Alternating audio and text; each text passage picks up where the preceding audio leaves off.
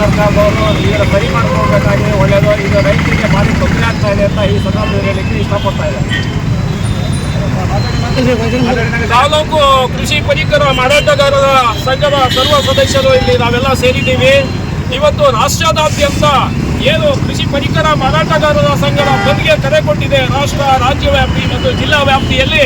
So ಈ ಪರವಾಗಿ ಇದರ ಬೆಂಬಲ ಪರವಾಗಿ ನಮ್ಮ ತಾಲೂಕಾದ್ಯಂತ ಸುಮಾರು 200 ಜನ ಹೆಚ್ಚು ಡೀಲರು ಸರಿ ಇವತ್ತು ನಾವು ಬಸವೇಶ್ವರ ವೃತ್ತದಿಂದ ಪ್ರಾರಂಭ ಮಾಡಿ ರೈತರ ಅಭಿವೃದ್ಧಿಗೋಸ್ಕರ, ರೈತರ ಕ್ಷೇಮೆಗೋಸ್ಕರ, ಅವರ ಕ್ಷೇಮಾಭಿವೃದ್ಧಿಗೋಸ್ಕರ ಏನು ತಾಲೂಕಾದ್ಯಂತ 200-250 ಜನ ಪರಿಕರ ಮಾರಾಟಗಾರರೆಲ್ಲರೂ ಸೇರಿ ಕೃಷಿ ಪರಿಕರಗಳನ್ನು ಮಾರಾಟ ಮಾಡುವುದರಲ್ಲಿ ಹೆಚ್ಚು ಅನಾನುಕೂಲಗಳನ್ನು, ನ್ಯೂನತೆಗಳನ್ನು ಸರಿಪಡಿಸಿ ಸರ್ಕಾರ ನಮ್ಮ ಎಲ್ಲ ಡೀಲರ್ಗಳಿಗೂ ಸಹಕಾರ ಕೊಡಬೇಕು.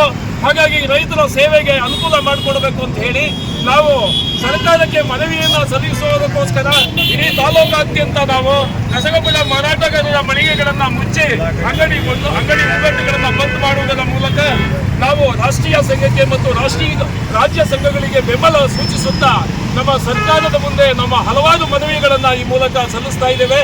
ಹೀಗೆ ನಮ್ಮ ತಾಲೂಕಿನ ರಸಗೊಬ್ಬರ ಮಾರಾಟಗಾರರ ಸಂಘದ ಅಧ್ಯಕ್ಷರಾದಂಥ ಚಂದ್ರು ಅವರು ಸಹ ಇಲ್ಲಿದ್ದಾರೆ. ಹಾಗೂ ನಮ್ಮ ಮರ್ಚೆಂಟ್ ಅಸೋಸಿಯೇಷನ್ನ ಅಧ್ಯಕ್ಷರಾದಂಥ ಬಸವರಾಜ್ ಅವರು ಸಹ ಇಲ್ಲಿದ್ದಾರೆ.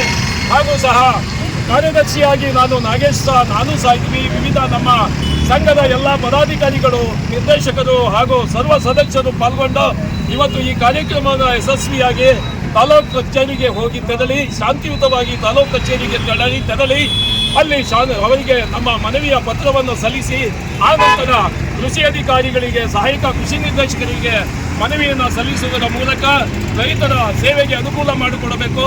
ಇರುವಂಥ ನ್ಯೂನತೆಗಳನ್ನು ಕಡಿಮೆ ಮಾಡಿ ನಮಗೆ ಸರಳವಾಗಿ ರೈತರಿಗೆ ಸೇವಾ ಮನೋಭಾವನೆಯಿಂದ ಕೆಲಸ ಮಾಡಲು ಅನುಕೂಲ ಮಾಡಿಕೊಡಬೇಕು ಅಂತ ಹೇಳಿ ಈ ಮೂಲಕ ನಾವು ಸರ್ಕಾರಕ್ಕೆ ಒತ್ತಾಯವನ್ನು ಮಾಡುತ್ತಾ ನಮ್ಮ ಸರ್ವ ಸಂಘದ ಸದಸ್ಯರೆಲ್ಲರೂ ಸೇರಿ ಶಾಂತಿಯುತವಾಗಿ ಮೆರವಣಿಗೆಯನ್ನು ಇವಾಗ ಪ್ರಾರಂಭ ಮಾಡ್ತಾ ಇದ್ದೇವೆ.